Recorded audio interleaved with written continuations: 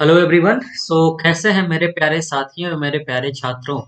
मैं उम्मीद करता हूं कि आप सब लोग अच्छे होंगे और आपकी तैयारी भी बेहतरीन तरीके से चल रही होगी। जो लोग अच्छे नहीं हैं वो अपने सबसे पहले स्वास्थ्य का ध्यान रखें।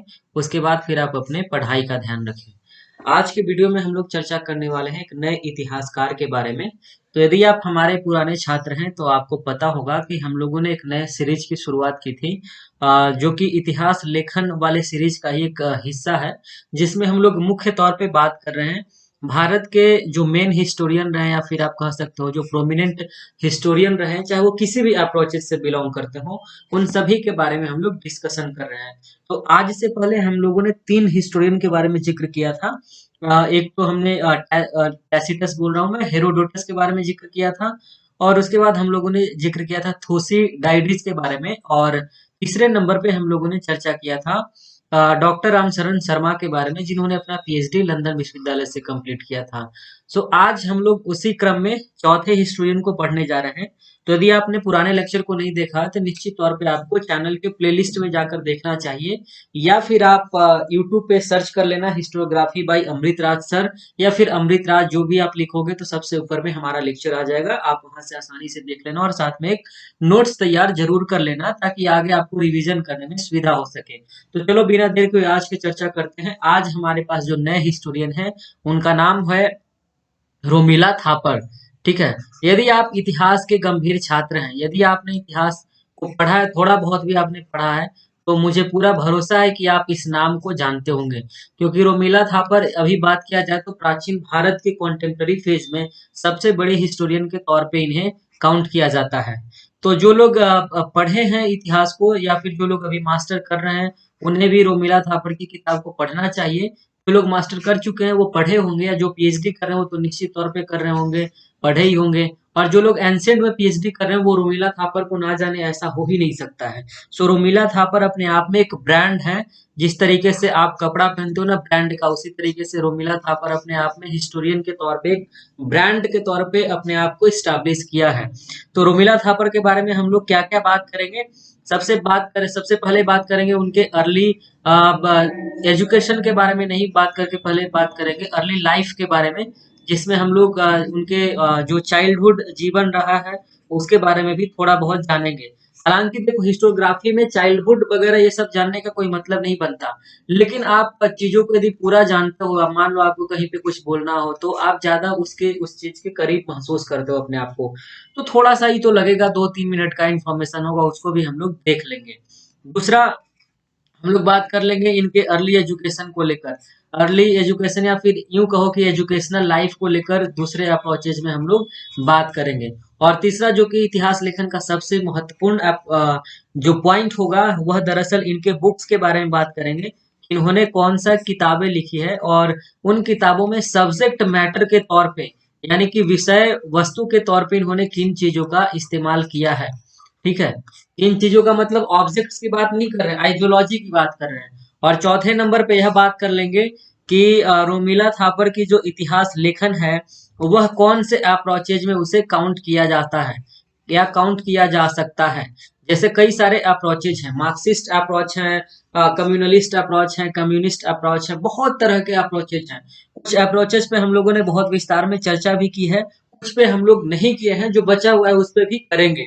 फिलहाल आज हम लोग अभी इस लेक्चर में इन 4 पॉइंट को कवर करेंगे। तो मुझे पूरा भरोसा है कि आप हमारे साथ लिख रहे होंगे, स्क्रीनशॉट लेने की कोशिश मत कीजिएगा।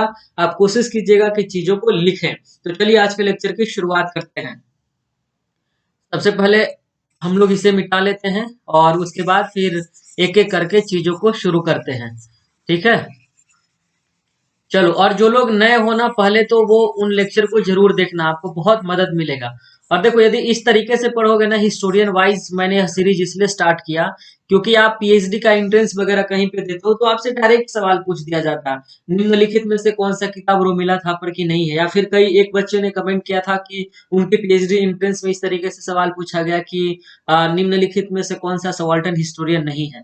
तो यदि आपने सबाल्टर्न हिस्टोग्राफी वाले लेक्चर को देखा हो तो उसको आप आसानी से चुटकी में कवर कर जाओगे, 1 सेकंड में आप देखोगे और बता दोगे कि यह सबाल्टर्न से रिलेटेड हिस्टोरियन नहीं है। तो वो बच्चा पढ़ा था, उन्होंने मुझे मेल किया था, तो अच्छा गया एग्जाम।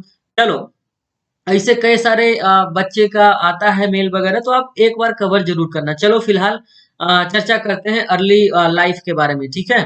पहले पॉइंट की तरफ चलते हैं। पहले पॉइंट में हम लोगों ने कहा था कि अर्ली लाइफ के बारे में बात करेंगे। तो यदि अर्ली लाइफ की बात की जाए तो इनका जन्म 30 नवंबर को हुआ है, ठीक है। 30 नवंबर 1931 ईस्वी को। अब चलो, आप इतिहास के छात्र हो, जैसे ही मैं 1931 बोलूं तो आपके मन में सवाल उठना चाहिए कि 1931 में क्या हो रहा था। चलो मैं बता देता हूँ, बताओ क्या हो रहा था। सविनय अवज्ञा आंदोलन का नाम जानते हो? ये सविनय अवज्ञा ना लिखी, इसको अंग्रेजी में बोलते हैं civil disobedience movement. Gandhi ji ने जो चलाया था 1930 से लेकर कब तक, 1932 तक इसको चलाया था। इसी फेज में, इसी समय एक और सबसे महत्वपूर्ण घटना घटती है, बताओ, गेस करो जल्दी से। गोलमेज कॉन्फ्रेंस हो रहा होता है, ठीक है। और यह सेकेंड गोलमेज कॉन्फ्रेंस का टाइम है। इसमें पहली बार कांग्रेस भाग लेती है, और कांग्रेस की तरफ से श्री महात्मा गांधी जाते हैं वहां पे स्पीच देने के लिए या फिर कॉन्फ्रेंस में हिस्सा लेने के लिए। और गोलमेज कॉन्फ्रेंस एक और इम्पोर्टेंट फैक्ट है जो कि मॉडर्न इंडिया का हिस्सा है, जिससे आपसे सवाल पूछा जाता है नेट में, यूपीएससी सभी एग्जामिनेशन में पूछा जाता है। कौन ऐसा व्यक्ति था जिन्होंने तीनों गोलमेज कॉन्फ्रेंस में भाग लिया था? उस व्यक्ति का नाम है डॉक्टर बी आर अम्बेडकर। तो ये 3-4 फैक्ट इस तरीके से, देखो मेरी आदत है, मैं कोई भी चीज बोलूं तो उसको एक ही जगह पे टू द पॉइंट नहीं करूंगा, बल्कि कोरिलेट करके हम लोग पढ़ने की कोशिश करेंगे, ताकि एक ही चीज से बहुत सारी चीज हम लोग सीख सकें। चलो, मेरा ख्याल है कि आप लोग लिख रहे होंगे। 30 नवंबर 1931 को जन्म कहाँ हुआ था? जन्म हुआ था लखनऊ में, ठीक है। लखनऊ जाओगे, वहां पे मिलेगा स्टेशन पे लिखा हुआ, मुस्कुराइए आप लखनऊ में हैं, ठीक है। तो लखनऊ में इनका जन्म हुआ था। हाँ, और उस समय लखनऊ क्या है? यूपी का हिस्सा है। यूपी का हिस्सा का मतलब उत्तर प्रदेश नहीं। उस समय का लखनऊ यूनाइटेड प्रोविंस में आता था। पूरा का पूरा उत्तर प्रदेश यूनाइटेड प्रोविंस में था। उत्तराखंड वगैरह बहुत सारे स्टेट थे यूनाइटेड प्रोविंस में, ठीक है, जो आज कई छोटे छोटे स्टेट में बट गए हैं। यूनाइटेड प्रोविंस में ब्रिटिश इंडिया के समय, ठीक है। तो देखो, यह ब्रिटिश इंडिया में इनका जन्म हो रहा है, तो ये इतिहास लिखेंगे तो उस समय का भी जिक्र करेंगे। लेकिन यह संयोग है, या फिर यूं कहो कि यह आश्चर्यजनक बात है, इनका काम जो पूरा का पूरा एंशिएंट हिस्ट्री पे है, मॉडर्न हिस्ट्री पे नहीं है, ठीक है। एंशिएंट हिस्ट्री ऑफ इंडिया पे है, और बहुत ज्यादा तो अर्ली मिडिएवल पे भी इनका काम है, ठीक है। अर्ली मिडिएवल पर भी इनका कार्य है। और किताबों के बारे में भी जिक्र करेंगे, कौन कौन सी किताबें और किस किताब में क्या चीजें। फिलहाल आप इतना लिखिए इसको, आगे बढ़ते हैं। आगे जब बढ़ेंगे तो आगे हम लोग इस पे चर्चा करते हैं। इनके पिताजी का जो नाम था, बताओ पिताजी का क्या नाम था? कोई पढ़े हैं आप लोगों में से कोई पढ़ा है? पिताजी का नाम था दयाराम थापर, ठीक है। इनके पिताजी का नाम था दयाराम थापर।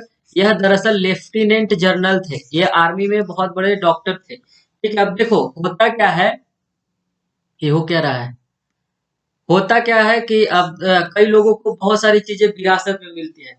तो जब आपको बहुत सारी चीजें, आपको व्यवस्था मिलती है पहले से, तो आप मेहनत करते हैं, तो आप लाइफ में और आगे बढ़ते हैं। इस बात को आप लोग कितना मानते हैं कमेंट बॉक्स में जरूर बताना। दूसरी बात, इनके जो सिबलिंग है वह भी काफी नाम कमाए हैं, ठीक है। उनका नाम है रोमेश थापर। रोमेश थापर दरअसल एक सीनियर जर्नलिस्ट रहे हैं, ठीक है, सीनियर जर्नलिस्ट रहे हैं। इन्होंने भी काफी अपने फील्ड में नाम कमाया। फिलहाल हम लोग पढ़ते हैं रोमिला थापर के बारे में। रोमिला थापर का कंट्रीब्यूशन की बात करें तो एंशिएंट हिस्ट्री में इन्होंने लिखा है। दूसरी बात, इनको 2 अवार्ड दिया गया है, ठीक है। अभी ये 89 ईयर्स ओल्ड है, और अभी भी पढ़ाती हैं कई जगहों पे। जैसे जेएनयू में अभी भी आप जाएंगे तो शायद पढ़ाती हैं हिस्ट्री डिपार्टमेंट में। जब हम लोग 2016 में मैं गया था, तो उस समय जब बीजेपी की सरकार आई थी 2014 में, उसके बाद नेशनलिज्म पे काफी डिबेट चले। तो नेशनलिज्म पे चूंकि वहां पर यह लेक्चर दे रही थी, उसमें कोई भी अटेंड कर सकता था।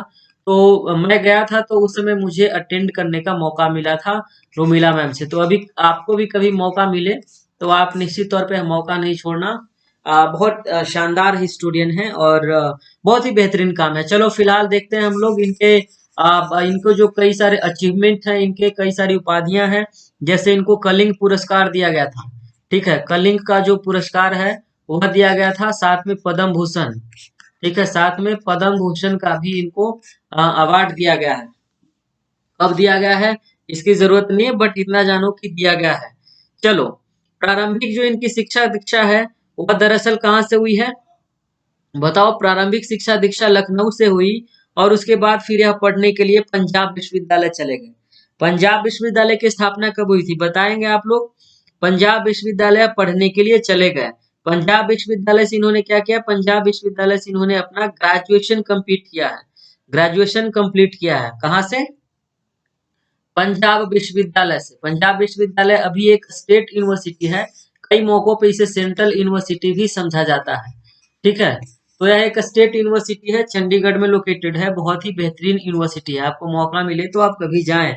ठीक, तो पंजाब विश्वविद्यालय से इन्होंने अपना ग्रेजुएशन जो है इंग्लिश लिटरेचर में कंप्लीट किया था। उसके बाद इन्होंने अपना दूसरा मास्टर ग्रेजुएशन किया हिस्ट्री में। ठीक है, उसके बाद फिर मास्टर किया इसमें हिस्ट्री में, और उसके बाद फिर ये चले गए एसओएएस। एसओएस कहाँ है बताओ? यह लंदन का है, school of oriental and African studies, जहां से रामशरण शर्मा ने भी अपनी पढ़ाई कंप्लीट की थी, तो वहां पर यह चले गए।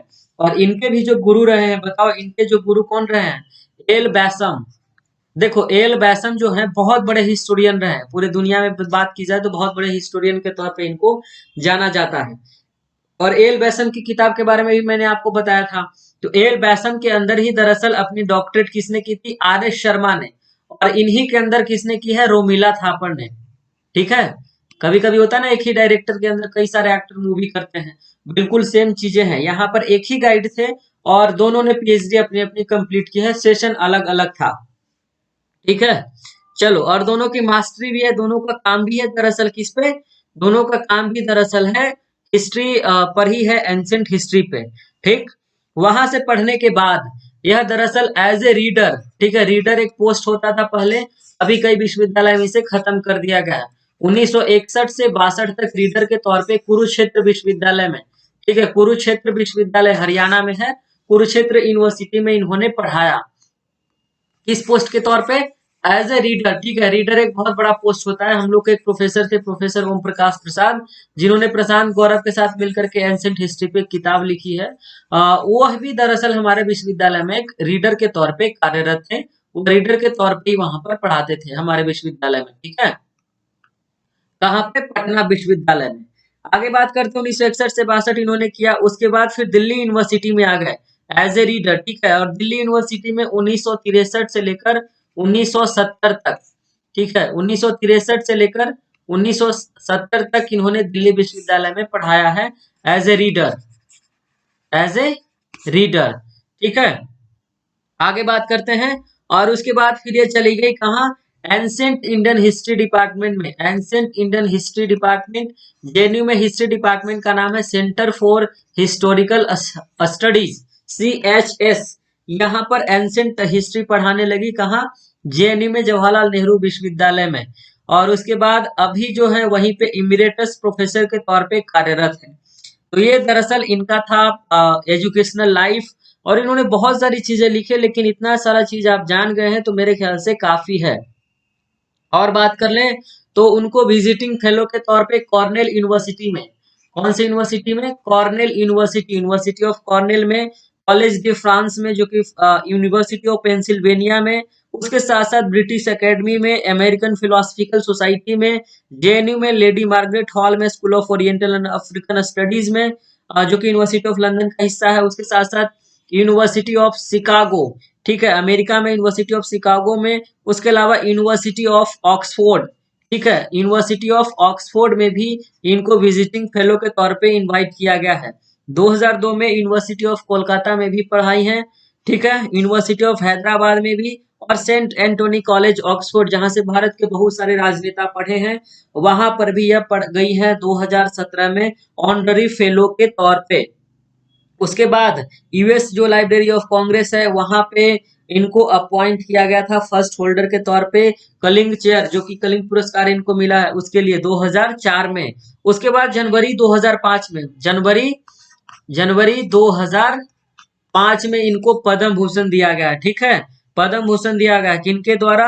प्रेसिडेंट उस समय थे डॉक्टर एपीजे अब्दुल कलाम, उनके द्वारा दिया गया है, और उन्होंने काफी इनकी तारीफ की थी। किनकी? रोमिला थापर की। उसके अलावा इनको और पीटर ब्राउन के साथ मिलकर एक प्राइज जीती थी, कलिंग प्राइज। ठीक है, इसके लिए for the study of humanity के लिए 2008 में। ठीक है, और $1 मिलियन इनको पुरस्कार मिला था, यूएस का $1 मिलियन। आप समझ रहे हो कितनी लंबी कितनी बड़ी बात है? मेरे ख्याल से आप समझ रहे होंगे। चलो अब हम लोग बात कर लेते हैं इनके आइडियोलॉजी को लेकर, और उसके बाद किताब को लेकर के। ये तो अर्ली लाइफ और एजुकेशन को लेकर के बातें हो गई। अब बात करते हैं अर्ली लाइफ एजुकेशन तो हो गया मेरे ख्याल से, इसमें और कुछ छूटा तो नहीं है? नहीं। चलो अब बात कर लेते हैं थोड़ा सा आइडियोलॉजी को लेकर। इसको मैं मिटाता हूँ। मुझे पूरा भरोसा है कि आपने एक एक चीज को लिखा होगा, और नहीं लिखे हैं तो ये आपकी गलती है। आप इस तरीके का मिस्टेक ना करें, नहीं तो फिर आप एग्जामिनेशन में सवाल नहीं सोल्व कर पाएंगे, फिर कमेंट बॉक्स में आकर मुझे बोलना मत। ठीक है, सो कमेंट बॉक्स ओपन है सबके लिए, आप मुझे कमेंट बॉक्स में बता सकते हो अपने एक्सपीरियंस को कितना फायदा हो रहा है। चलो बात कर लेते हैं, आइडियोलॉजी को लेकर बात करते हैं, उसके बाद फिर आपको मैं किताब का नाम बताऊंगा। देखो आइडियोलॉजी की बात की जाए यदि रोमिला थापर की, तो देखिए भारत में इंडियन मार्क्सिस्ट जो है, मार्क्सवादी इतिहास लेखन जब हम लोग पढ़ेंगे तो उसको तीन हिस्सों में बांटकर पढ़ेंगे। एक शुरुआती दौर का जो इनिशियल फेज है, जब कार्ल मार्क्स ने लिखने की शुरुआत की थी, उस समय का एक फेज चलेगा। उसके बाद मार्क्स के जाने के बाद पश्चिम में, ठीक है, वेस्टर्न वर्ल्ड में, वेस्टर्न वर्ल्ड कहने का क्या अर्थ है, यूरोपियन कॉन्टिनेंट में, वहां पर जो मार्क्सवादी हिस्टोरियन चल करके आए हैं उनके बारे में हम लोग चर्चा करेंगे। लेकिन यूजीसी नेट के एग्जामिनेशन में उनसे सवाल कम पूछे जाते हैं, लेकिन फिर भी हम लोग चर्चा जरूर करेंगे, ताकि कोई भी सवाल छूटे नहीं। यदि मान लो पूछ ले तो फिर आप क्या करोगे? लेकिन सबसे ज्यादा सवाल पूछा जाता है इंडियन मार्क्सिस्ट से, और दरअसल यही आपको पढ़ना भी है मूल तौर पे। तो यदि भारतीय मार्क्सवादी इतिहासकारों की बात की जाए तो शुरुआती दौर पे चल करके आते हैं डीडी कौशाम्बी, दामोदर धर्मानंद कौशाम्बी, ठीक है। उसके बाद मैंने बताया था रामशरण शर्मा का नाम है, इसी में आगे आएंगे रोमिला थापर, फिर बिपिन चंद्र आएंगे, इरफान हबीब आएंगे, बहुत सारे लोग आगे चल करके आएंगे, लेकिन फिलहाल हम लोग कहाँ पे हैं? रोमिला थापर पे हैं। तो यदि बात की जाए क्रोनोलॉजिकल ऑर्डर में तो रोमिला थापर तीसरे नंबर पे आएंगी। ऐसे तो आने इनका काम तो बहुत बेहतरीन है, तो मैं क्रोनोलॉजिकल ऑर्डर की बात कर रहा हूँ डेट वाइज, ठीक है, इंटेलेक्चुअल वाइज नहीं, इंटेलेक्ट वाइज नहीं, बल्कि मैं डेट वाइज बात कर रहा हूँ। क्रोनोलॉजी का अर्थ ही होता है डेट वाइज। क्रोन जो है ना, वह टर्म है लैटिन भाषा का, और क्रोन का अर्थ होता है टाइम, यानी कि टाइम वाइज मैं बात कर रहा हूँ। मेरे ख्याल से आप समझ रहे होंगे। चलो अब बात कर लेते हैं आइडियोलॉजी पे हम लोग बात कर रहे थे, तो मैंने आपको बताया ना कि यह दरअसल मार्क्सिस्ट है, इनकी आइडियोलॉजी जो है मार्क्सिस्ट है, मार्क्सिज्म से प्रभावित है। तो यदि आपसे पूछा जाए कि रोमिला थापर का जो आइडियोलॉजी था वो किस प्रकार का था, सबाल्टर्न था, नेशनलिस्ट था, अवर इतिहास लेखन था, अनाल स्कूल की थी, या मार्क्सिस्ट स्कूल की थी, तो आप एकदम टिक करना मार्क्सिस्ट हिस्टोरियन थी, मार्क्सवादी इतिहासकार थी। मेरे ख्याल से आप पूरा समझ रहे होगे। चलो आगे बढ़ते हैं, थोड़ा सा और आगे बढ़ते हैं और इनके किताब के बारे में बात करते हैं। और किताब के बारे में जब बात करेंगे तो मैं यह भी बताऊंगा कि इस किताब में और कौन कौन सी चीजें लिखी गई हैं, यानी कि सब्जेक्ट मैटर के बारे में भी बात करेंगे हम लोग। तो सबसे पहले किताब की बात करते हैं जहां से इन्होंने लिखना शुरू किया और यहीं से इनको बहुत बड़ी पहचान मिली। तो पहले किताब का नाम लिखिए, नाम लिखिए Ashoka, Ashoka and the decline of Mauryas, Ashoka and the decline of the Mauryas. Mauryan dynasty पे रोमिला थापर के इतना ज्यादा काम है, इतना बेहतरीन काम है कि मतलब उसकी कोई सीमा नहीं है। यह कई लोग कहते हैं कि 1963 में पब्लिश हुआ था, कई लोगों का कहना है 1961 में। मेरे ख्याल से आप 1963 लिखो, सही होगा। ठीक है, यह इनकी पहली किताब है और इसी किताब से इन्होंने धूम मचा दिया था। जैसे होता है ना, कोई एक्टर चल करके आता है अपनी पहली मूवी से ही धूम मचा देता है, उसी तरीके से रोमिला मैम का पहला किताब है जिसमें अशोका के बारे में बात की है। और सब्जेक्ट मैटर के बारे में यदि बात की जाए तो इस किताब में सबसे ज्यादा इन्होंने बात किया अशोक के धम्म नीति के बारे में। अशोक का जो धम्म नीति था स्पेशली आपको पढ़ना भी है सिलेबस में, यूजीसी नेट के सिलेबस में, या फिर आप किसी भी एग्जामिनेशन की तैयारी कर रहे हो तो आपसे उससे सवाल पूछा जाता है अशोक के धम्म के नीति के बारे में। तो रोमिला मैम का स्टेटमेंट यह था, रोमिला मैम मैं बोल रहा हूँ, कोई नहीं, रोमिला मैम का स्टेटमेंट दरअसल यह था कि जो उस समय की जो जरूरत थी, अशोका का जो धम्म है वह समय की जरूरत थी। ठीक है, यह इनकी स्टेटमेंट है कि अशोका का जो धम्म था वह अशोक ने लाया था, वह दरअसल उस समय की जरूरत थी, इसीलिए उसको लाया गया था। उसके साथ साथ जो कई लोग हैं अशोक के धम्म की नीति को एक आइडलिस्टिक के तौर पे मानते हैं। भारत में कई ऐसे लोग हैं जो अशोक को आइडियल के तौर पे मानते हैं और उनके अशोक के धम्म का जो नीति था उसको एक आदर्शवादी नीति के तौर पे देखते हैं। लेकिन रोमिला मैम उस स्टेटमेंट से सहमत नहीं है, उस स्टेटमेंट से अपनी सहमति नहीं रखती हैं। वह कहती हैं कि वह दरअसल समय की जरूरत थी। उसके अलावा कलिंग साम्राज्य के बारे में इन्होंने जिक्र किया है। कलिंग साम्राज्य के बारे में जिक्र किया है। आपको पता होगा कि कलिंग जो है जिसकी राजधानी कहाँ थी, तोसली, जिसको किसने जीता था, अशोक ने जीता था। ठीक है, कलिंग तक अपने साम्राज्य का प्रसार किया था। 261 ईसा पूर्व में दरअसल अशोक ने एकमात्र लड़ाई लड़ी थी अपने जीवन में, वह लड़ाई थी कलिंग की लड़ाई। ठीक है, उसके बाद आगे बढ़ते हैं। इसमें और किन चीजों पे चर्चा किया गया है, उस समय का जो एंथ्रोपोलॉजी था, एंथ्रोपोलॉजी पे जिक्र किया गया है, उस समय के सोशल कंडीशन पे जिक्र किया गया है, रिलीजियस कंडीशन पे भी जिक्र किया गया है।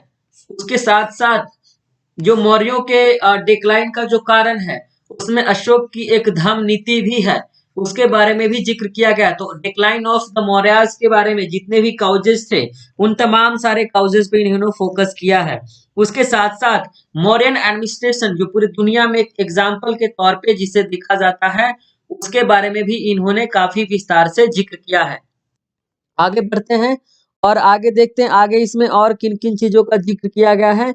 और राजा का जो कॉन्सेप्ट था, ठीक है, यानी कि एडमिनिस्ट्रेशन में जो राजा का कॉन्सेप्ट लोगों ने दिया है, उन तमाम सारे चीजों के बारे में, सोशल जो एडमिनिस्ट्रेशन था उसके बारे में भी जिक्र किया गया है। तो किताब दरअसल बहुत ही बेहतरीन किताब है। यदि आप एंशिएंट इंडियन हिस्ट्री में रिसर्च करना चाहते हैं, स्पेशली मॉडर्न डायनेस्टी पे, तब आप इस किताब को जरूर पढ़िएगा। ठीक है, आपके लिए बहुत ही रामबाण साबित होगा। चलो, इसको मैं मिटाता हूँ और दूसरे किताब की तरफ चलता हूँ। मेरे ख्याल से आप पूरा समझ गए होंगे। यदि नहीं समझे हैं तो वीडियो को पॉज़ कीजिए और फिर से स्टार्ट कीजिए। मुझे पूरा भरोसा है कि आप चीज़ों को समझ जाएँगे। आगे बढ़ते हैं, दूसरे नंबर किताब की बात करते हैं। तो दूसरे नंबर पे यदि बात की जाए, तो हमारे पास दूसरे किताब के तौर पे है हिस्ट्री ऑफ इंडिया।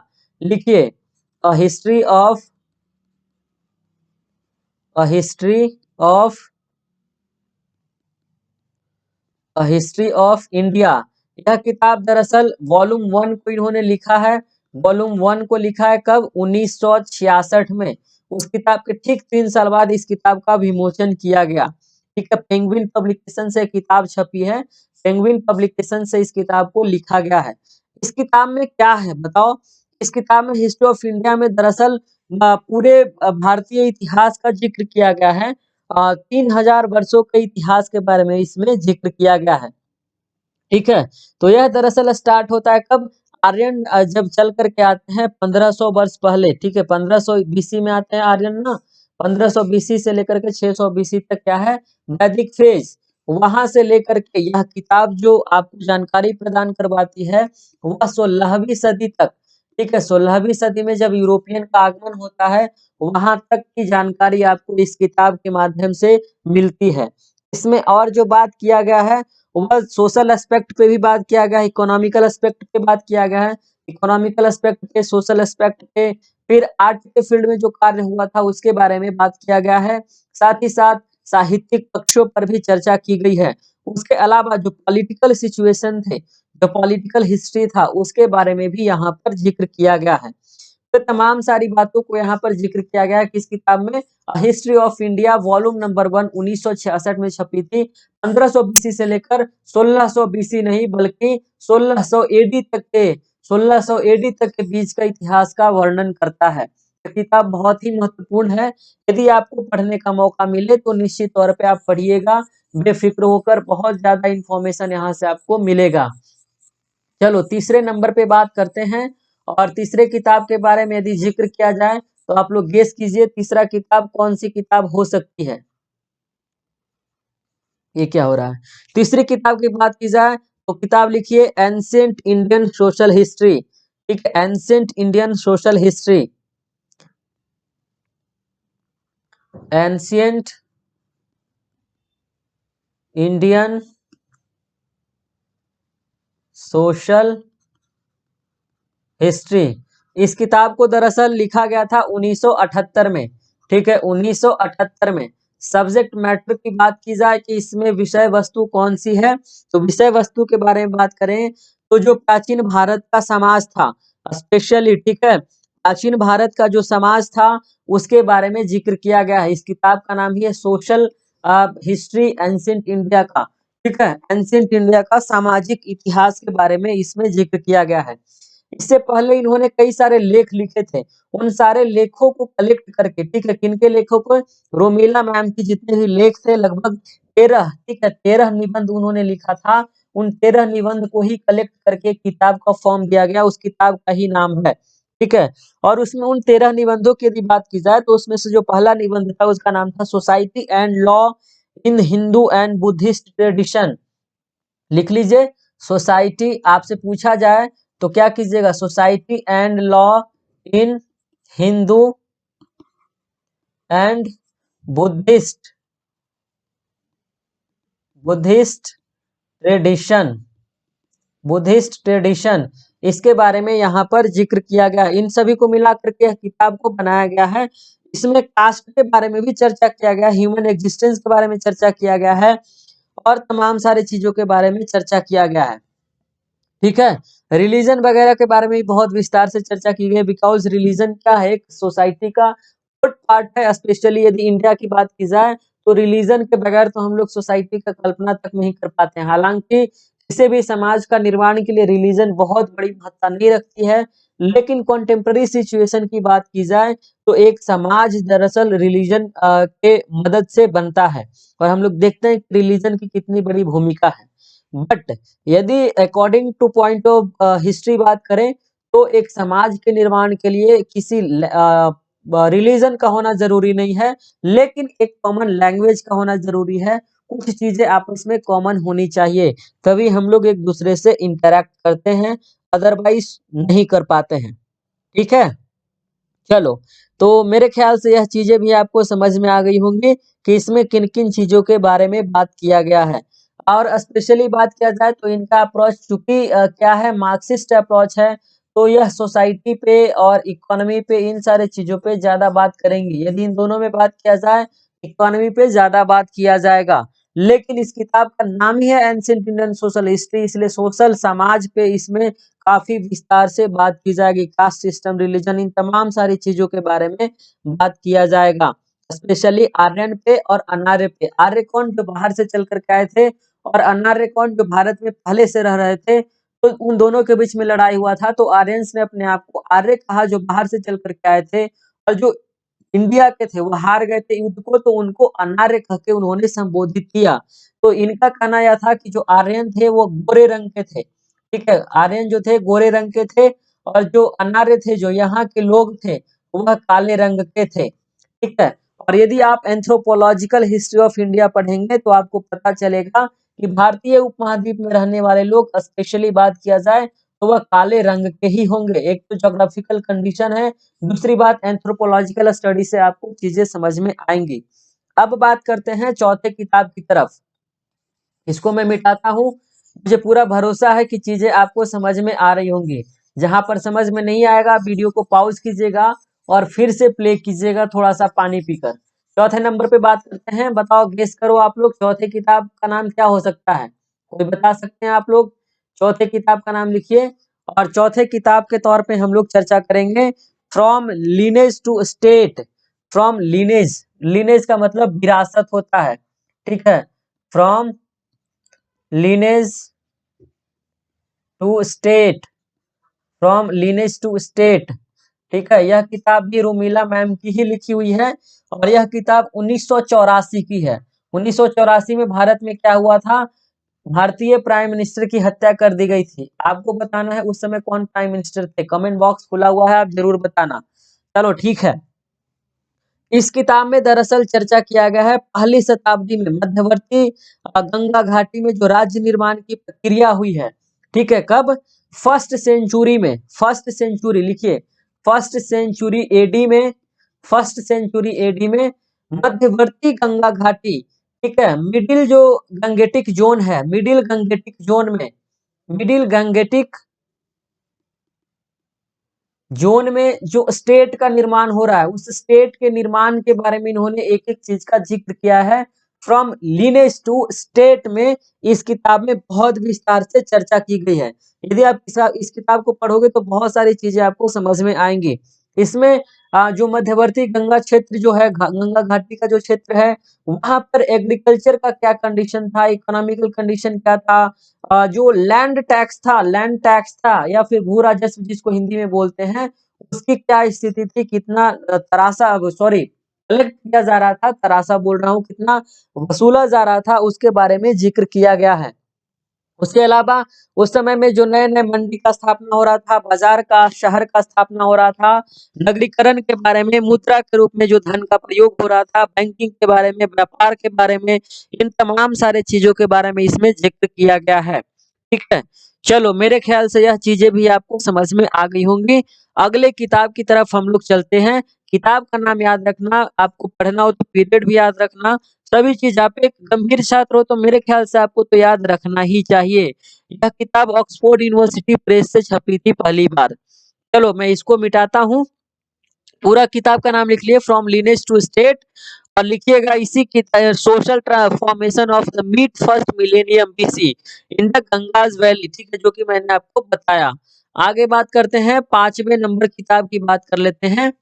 और 5वें नंबर पे कौन सा किताब हो सकता है, आप लोग गेस कीजिए। गेस करें, वह किताब भी बहुत महत्वपूर्ण है रोमिला मैम के करियर को लेकर के। ठीक है, क्योंकि बहुत सारे आप एक कोई भी लेखक बहुत सारा किताब लिखता है, बहुत सारा कहानी लिखता है, लेकिन कोई इतिहास कोई किताब से उसको एक पहचान मिलती है। ठीक है, तो उस किताब की वजह से वह जाना जाने लगता है। तो 5वें नंबर पे बात करते हैं। मैं उम्मीद करता हूँ कि चीजें आपको समझ में आ रही होंगी। 5वें नंबर किताब की बात करें तो लिखिएगा इंटरप्रेटिंग। ठीक है, इंटरप्रेटिंग। इंटरप्रेट करना होता है ना किसी चीज को, आप अपने तरीके से इंटरप्रेट कर देते हो। इंटरप्रेटिंग अर्ली इंडिया, मतलब अर्ली इंडिया का जो इतिहास रहा उसको किस तरीके से इंटरप्रेट किया गया है, उसके बारे में इन्होंने बात किया है। ठीक है, यह दरअसल 1992 में एक इन्होंने निबंध लिखा था, तो वही किताब बनकर के आगे चल कर के आया। तो पूरा नाम दरअसल इसका है ideology and the interpretation of early Indian history, 1952 में, फिर 1992 में। ठीक है, 92 में यह किताब छपा था। चलो अब देखो आगे बात करते हैं। तो इसमें दरअसल जो चर्चा किया गया है वह किया गया है आर्य प्रजाति के सिद्धांत के बारे में। आर्यन जो चल करके आए थे बाहर से, कब चल करके आए थे, 1500 बीसी में। तो आर्य प्रजाति का जो थ्योरी था, उस थ्योरी के बारे में जिक्र किया गया है इस किताब में। उसके अलावा उसके साथ साथ जो पूर्वी निरंकुशता है, हम लोग चूंकि ओरिएंटलिस्ट हैं, सो प्राच्य ओरिएंटलिस्ट एनार्किज्म नहीं बोलेंगे, अरिस्टोक्रेसी। ठीक है, ओरिएंटलिस्ट। ठीक है, एनार्किस्ट। एनार्किस्ट भी मेरे ख्याल से सही टर्म नहीं होगा, उसको अब्सोल्यूट बोलते हैं ना, अब्सोल्यूट मोनार्की टाइप का। ठीक है, निरंकुश बोलते हैं अब्सोल्यूट को ही ना। ठीक है, अब्सोल्यूट मोनार्की को। तो दरअसल पूर्वी जो अब्सोल्यूट मोनार्की है उसके बारे में इसमें जिक्र किया गया है। पूर्वी का मतलब जो हम लोग एशियाई सोसाइटी है उसके बारे में बात की जा रही है। ठीक है, उसके साथ साथ एशियाटिक उत्पादन पद्धति के बारे में जिक्र किया गया है। साथ साथ भारत के जो ग्राम उद्योग हैं उसके बारे में जिक्र है। सिंचाई प्रणाली पे जो राज्य का एकाधिकार हुआ करता था, मोनोपोली, उसके ऊपर भी चर्चा की गई है। साथ ही नगरीय केंद्रों की अनुपस्थिति, यानी कि इस समय जो नगर थे वह ज्यादा उपलब्ध नहीं थे, उसके बारे में भी यहाँ पर चर्चा की गई है। नगरीय केंद्रों की अनुपस्थिति के बारे में, साथ ही साथ जो कमर्शियल टैक्सेशन सिस्टम था, उसके अलावा जो गांव की अनुपस्थिति है, सर्वोच्च सत्ता के केंद्र के रूप में एक निरंकुश राजा जो हुआ करता था, उन तमाम सारे चीजों के बारे में यहाँ पर जिक्र किया गया है बारी बारी से। तो बहुत ही विस्तृत किताब है और बहुत ही विस्तृत इसमें सूचना दी गई है। यदि आपको मौका मिले तो निश्चित तौर पे आप इस किताब को पढ़िएगा। तो यह दरअसल रोमिला थापर की यह महत्वपूर्ण किताबें थी। अब हम लोग उनके कुछ और किताबों के बारे में भी जान लेते हैं। आपको नाम जानना मेरे ख्याल से जरूरी है, क्योंकि आपसे सवाल पूछ दिया जाए तो फिर आप कैसे बनाओगे, इसलिए आप एक एक चीज को लिखना। चलो अब आगे लिखते हैं 6ठे नंबर पे। ठीक है, 6ठे नंबर पे किताब की बात की जाए तो लिखिए एंशिएंट इंडिया मिडिएवल इंडिया। यह किताब का ही नाम है प्राचीन भारत मध्यकालीन Bharat, ancient India medieval India. 7वें नंबर पे लिखिए। ठीक है, ये लिखे आप एंशिएंट इंडिया, मेडिएवल इंडिया। 7वें नंबर पे आप लिखिए, और 7वां नंबर का जो किताब है वो है the past and prejudice. The past and prejudice. Prejudice का मतलब पूर्वाग्रह, पास्ट का मतलब अतीत, यानी अतीत और उसके पूर्वाग्रह। यह दरअसल सरदार पटेल मेमोरियल लेक्चर में, मेमोरियल जो लेक्चर होता है किसी की याद में, स्मृति आख्यान किया जाता है, वहां पे इन्होंने लेक्चर दिया था। नेशनल बुक ट्रस्ट के द्वारा एक प्रोग्राम आयोजित करवाया गया था 1975 में, ठीक है। और नेशनल बुक ट्रस्ट के द्वारा ही इस किताब को छापा गया, वह पब्लिकेशन हाउस भी है। 8वें नंबर पे बात कर लेते हैं, लिखिएगा exile and the kingdom. Exile and the kingdom. Exile का मतलब क्या होता है, उसी को निर्वासन बोलते हैं, ठीक है। 9वें नंबर पे लिखें, और 9वां नंबर किताब लिखे dissent in early Indian tradition. Dissent बोलते हैं इसको, डिसेंट नहीं, डाइसेंट इन अर्ली, लिखिएगा dissent in early Indian tradition. Dissent in early Indian tradition, और यह वॉल्यूम नंबर 7, ठीक है, वॉल्यूम नंबर 7 का हिस्सा है। यह दरअसल मानवेंद्र नाथ रॉय का नाम जानते हैं, जिन्होंने कम्युनिस्ट पार्टी की स्थापना की थी भारत में। उनके याद में जो लेक्चर किया जा रहा था, उसमें दरअसल इन्होंने लेक्चर दिया था, जो आगे चल करके पब्लिश हुआ, ठीक है। इस इंडियन रिनेसां इंस्टीट्यूट के द्वारा इस प्रोग्राम को आयोजित करवाया गया था। आगे लिखिएगा द मौर्याज रिविजिटेड। अगले किताब का नाम लिख दीजिए, द मौर्याज रिविजिटेड। आगे लिखिएगा cultural transaction and early India. Cultural transaction, cultural transaction and early India. Cultural transaction and early India. 11वें नंबर पे लिखिए शकुंतला, ठीक है, शकुंतला इन्हीं की किताब है, शकुंतला, ठीक है। 12वें नंबर पे लिखें, और 12वां नंबर का यदि किताब लिखेंगे तो आप लिख सकते हैं early India from origin to 1300। Early India origin from, लिख लीजिएगा from origins to, from origin to कहां तक, 1300 एडी तक, ठीक है। 1300 तब दिल्ली सल्तनत की स्थापना हो रही है, तब तक, ठीक है। आगे बात करते हैं, मुझे पूरा भरोसा है कि आप लिख रहे होंगे, ठीक है। आप नहीं लिख रहे हैं तो आपकी गलती है, आप लिखते चलेंगे तो ज्यादा बेहतर होगा आपके लिए फ्यूचर को लेकर, अन्यथा फिर हमें कोई लॉस नहीं है, लॉस तो फाइनल आप ही का होना है। इसलिए इसको लिखते चलेंगे तो ज्यादा बेहतर होगा, चीजें याद भी रहेंगी और आप इसका फायदा भी उठा पाओगे, नहीं तो देखते रह जाओगे लेक्चर ही। आगे बात करते हैं, अगले किताब का नाम लिखिए, और अगला किताब लिखिएगा आर्यन्स। क्या लिखिएगा, the Aryan, the Aryan, the Aryan लिखिए रिकास्टिंग कंस्ट्रक्ट, रिकास्टिंग कंस्ट्रक्ट। यह आपने लिखा। अगले किताब का नाम लिखिए, और अगले लिखिए द पास्ट बिफोर अस। लिखिए द पास्ट बिफोर अस। अगले किताब का नाम लिखिए, सब रोमिला थापर की ही किताब है, the past as present. The past as present, यह आपने लिखा, हाल ही में छपी है 2014 में, आज से 4-5 साल पहले।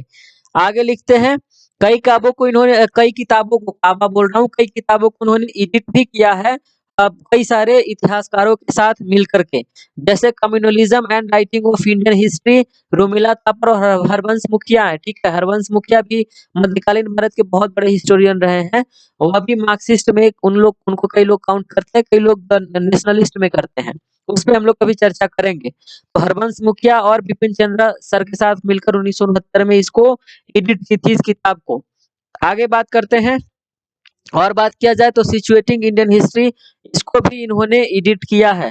उसके बाद बात करें इंडियन टेल्स का और इंडियन अनदर मिलेनियम का, इसको भी इन किताब को एडिट किया है। बाकी कई सारे किताबें लिखी गई हैं जिसमें इन्होंने एज ए चैप्टर, ठीक है, एज ए चैप्टर राइटर उनको उन किताब में अपना जो लेखन शैली है उसको लिखने का काम किया है, अपने इतिहास को लिखने का काम किया है। तो तमाम तरह के जो इन्फॉर्मेशन थे, यह दरअसल रोमिला मैम के बारे में थे। तो मेरे ख्याल से तमाम सारी चीज़ें हम लोगों ने डिस्कस कर ली हैं। यदि आप इतना रोमिला थापर के बारे में पढ़ जाते हैं, तो मुझे पूरा भरोसा है कि आप किसी भी विश्वविद्यालय का एग्ज़ाम देंगे, बशर्ते जेएनयू हो, डीयू हो, बीएचयू हो, या बंगाल यूनिवर्सिटी हो, कोलकाता हो, जादवपुर हो, कोई भी यूनिवर्सिटी हो, यदि आप पीएचडी का एंट्रेंस देंगे, आप निश्चित तौर पे क्रैक करेंगे, आप टॉप करोगे वहाँ पे, ठीक है। यदि रोमिला थापर से सवाल आता है तो निश्चित तौर पे आपसे नहीं छूटेगा इतना पढ़ने के बाद, और बाकी चीज़ों पे हम लोग धीरे-धीरे करके डिस्कशन कर रहे हैं। तो वीडियो पसंद आया हो, आप अपने लोगों के साथ शेयर ज़रूर कीजिएगा, और मुझे पूरा भरोसा है कि चैनल पे पहली बार आए होंगे तो आप सब्सक्राइब कर लेंगे। Thank you very much to watch this video. Bye bye, take care, have a nice day.